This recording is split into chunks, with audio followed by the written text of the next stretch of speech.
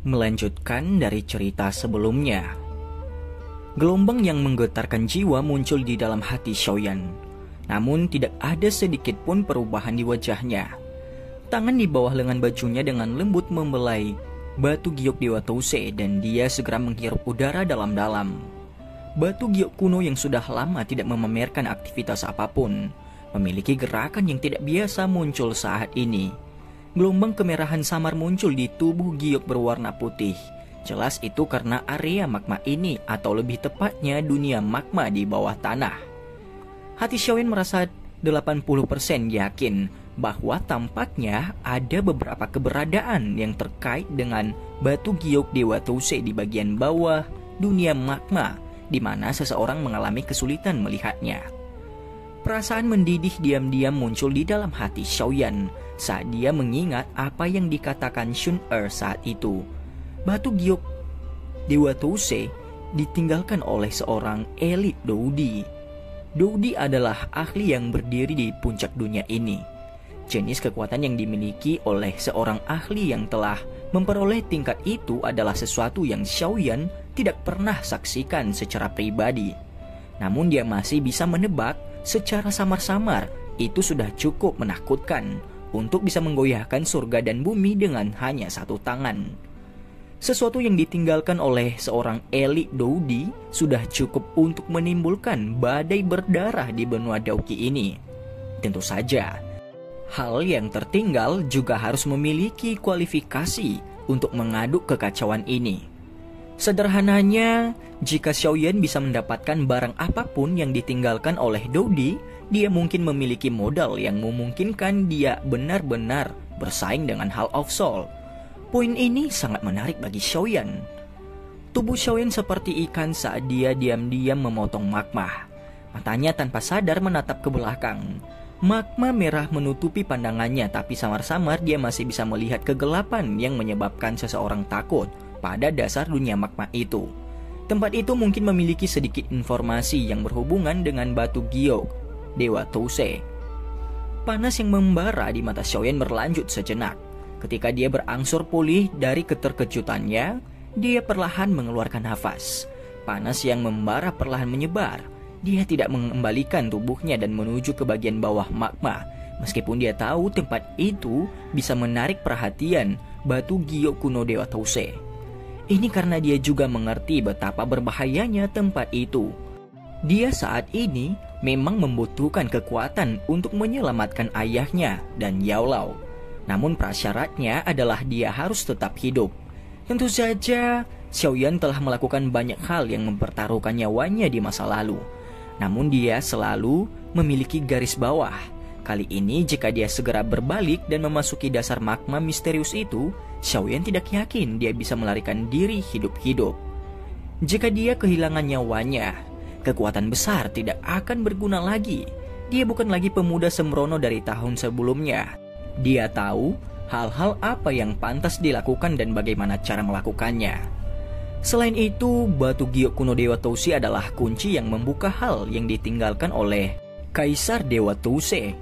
Xiaoyan jelas mengerti bahwa kunci di tangannya ini hanyalah sebagian dari kunci lengkap. Dengan memegang pecahan kunci, kemungkinan dia hanya bisa melihat benda itu dan menghela nafas bahkan jika dia berhasil mendapatkan apa yang ditinggalkan oleh Kaisar Dewa Tousei. Dengan kekuatannya saat ini, Xiaoyan bahkan tidak dapat menerobos makhluk kadal api, apalagi keberadaan menakutkan yang bahkan ditakuti oleh Tianhuo Zunze. Dia mungkin berakhir dengan akhir yang menyedihkan dari kembali dengan tangan kosong setelah membayar harga yang mahal. Harga semacam ini bukanlah sesuatu yang bisa dibeli oleh Xiaoyan. Banyak pikiran melayang di sekitar hati Xiaoyan dan menyebabkan Xiaoyan perlahan-lahan menjadi tenang. Dia mengatupkan giginya dan dengan paksa memutar kepalanya. Setelah itu, dia menyimpan kembali batu giok itu. Pada saat ini tubuhnya masih memiliki jiwa Tianhuo Zunze. Orang ini bukan Yao Lao. Sesuatu seperti batu giok kuno Dewa Tousei yang cukup untuk membangkitkan kecemburuan seorang elit Dousun tidak boleh dibocorkan kepada orang lain. Oleh karena itu, Xiaoyan dengan kuat mengunci apapun yang terjadi di tempat ini di dalam hatinya. Mungkin ketika dia memiliki kekuatan sejati di masa depan, dia akan bisa kembali ke dunia magma ini dan menyelidikinya secara terbuka. Namun waktu itu pasti bukan sekarang. Dia harus menjaga rahasia ini sendirian. Dia tahu bahwa jika masalah ini menyebar, Akademi Jianan tidak akan pernah mengalami hari yang damai lagi. Xiaoyan perlahan menekan kegembiraan di hatinya. Dengan bajunya bergetar hebat dan Daoqi keluar sejak saat itu. Kecepatan renangnya tiba-tiba bertambah cepat dengan Tian Huo Zunze menyembunyikan aliran magma. Dia bisa meningkatkan kecepatannya tanpa rasa takut karena dia tidak akan bisa dirasakan oleh makhluk kadal api itu.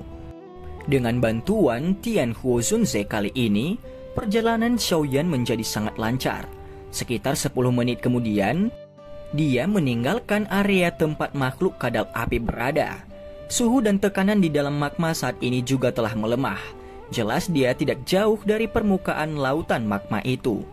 Xiaoyan perlahan menghela nafas lega di dalam hatinya. Dia melihat magma cerah di atas sebelum segera menundukkan kepalanya. Melihat dunia magma di belakangnya, dia bergumam di dalam hatinya. Aku akan kembali lagi. Permukaan laut magma yang tenang tidak terpengaruh angin dan ombak. Hanya ada sedikit suara gelembung yang pecah. Setelah itu, Xiaoyan keluar dari lautan magma dengan dibungkus oleh api hijau. Aku akhirnya meninggalkan tempat sialan itu. Xiaoyan menyeka keringat dingin dari dahinya dan tanpa sadar tersenyum. Menjelajahi bawah tanah kali ini benar-benar berisiko. Namun beruntung dia mendapatkan manfaat yang sepenuhnya sebanding dengan resikonya. Tidak hanya dia benar-benar menyelesaikan kekhawatiran tentang menara pemurnian Ki Api Langit, tetapi dia juga telah memperoleh keterampilan pengendalian api yang sebanding dengan teknik Do kelas Tian setelah penguasaan keterampilan. Tentu saja yang paling penting adalah Xiaoyan sekali lagi mendapatkan jiwa seorang ahli kelas Douzun. Selama Xiaoyan memperbaiki jiwanya, petarung pamungkas kelas Douzun akan muncul di samping Xiaoyan di masa depan.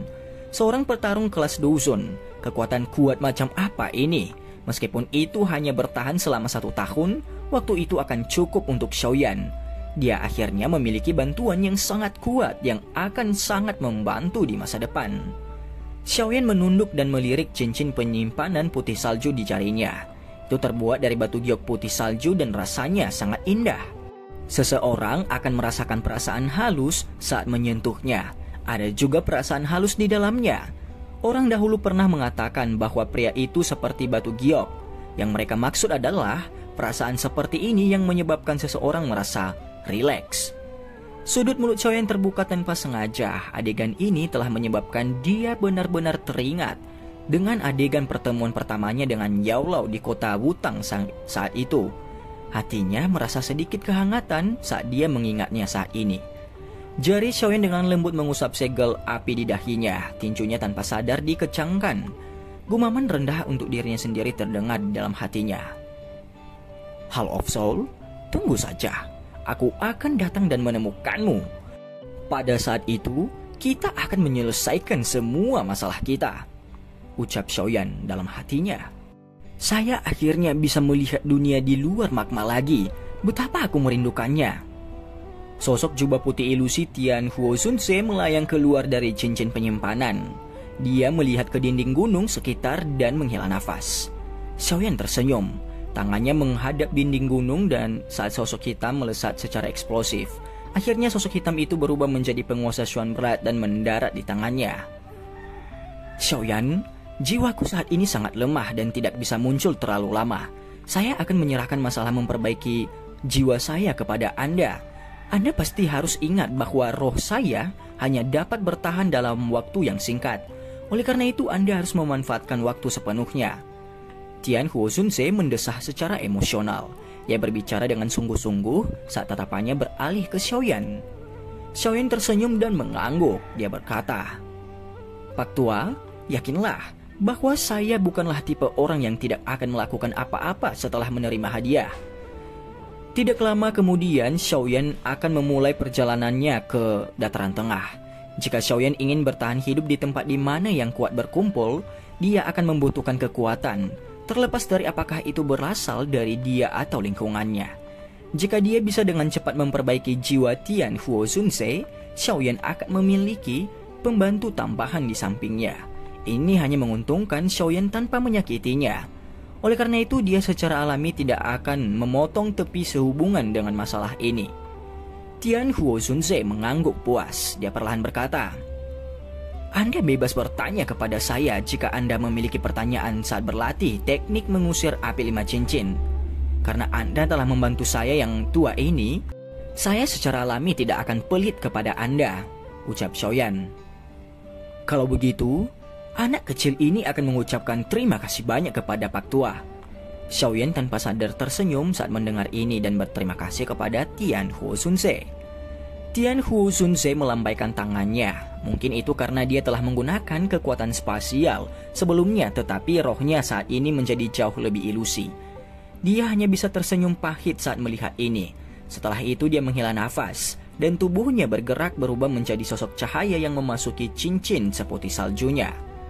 Xiaoyan merentangkan tangannya setelah melihat Tian Huozunze memasuki cincin penyimpanan sekali lagi. Dia mengangkat kepalanya dan melihat ke lubang dalam yang mencapai bagian bawah menara pemurnian Ki Api Langit. Tubuhnya bagaimanapun tidak bergerak. Dia ragu-ragu. Saat ini dia semakin dekat dengan kelas Do Huang bintang 6. Menurut perkiraannya, efek aneh dari manik api itu paling banyak memungkinkan dia untuk memasuki level bintang 6 Do Huang dalam sebulan. Dunia magma ini mungkin penuh dengan bahaya. Namun ini memang tempat pelatihan harta karun bagi Xiaoyan. Waktu di mana dia akan berangkat ke dataran tengah menjadi semakin pendek. Dia harus menggunakan waktunya sepenuhnya untuk meningkatkan kemampuannya. Ini karena dia tahu bahwa dengan kekuatannya saat ini dia bukanlah siapa-siapa di dataran tengah, tempat naga dan harimau berbaring. Ini tidak akan menjadi masalah sederhana jika dia ingin mendapatkan 10 besar di pengumpulan pil di mana berbagai alkemis dari seluruh benua berkumpul.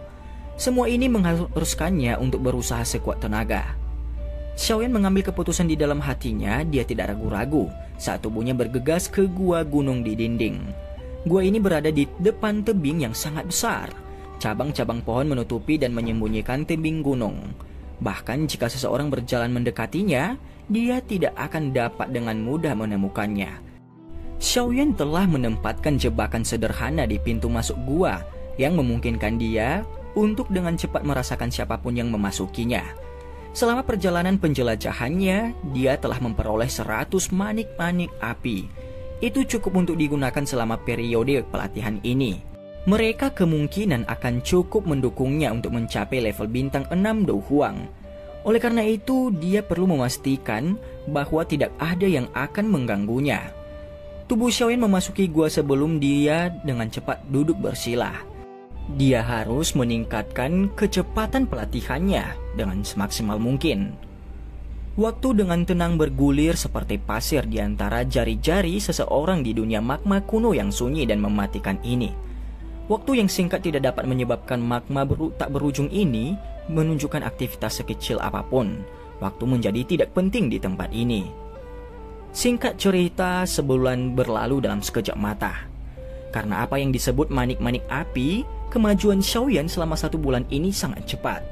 Setelah menelan dan memurnikan sekitar 50 dari mereka, dia dapat dengan jelas merasakan bahwa pembuluh Douqi di dalam tubuhnya yang telah mengembang selama kemajuan terakhir sekali lagi mengirimkan perasaan bengkak.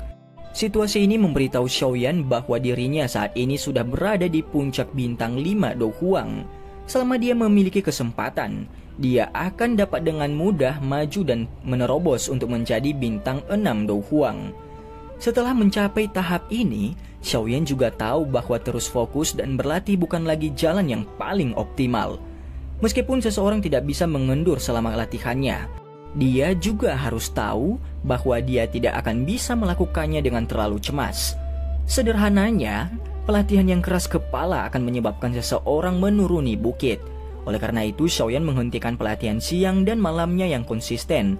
Setelah dia menyadari bahwa dia telah mencapai puncak kelas Do Huang bintang 5. Sebagai gantinya, Xiaoyan mulai berlatih teknik Do penggaris yang baru saja dia capai. Waktu perlahan berlalu saat Xiaoyan sedang berlatih teknik penggaris.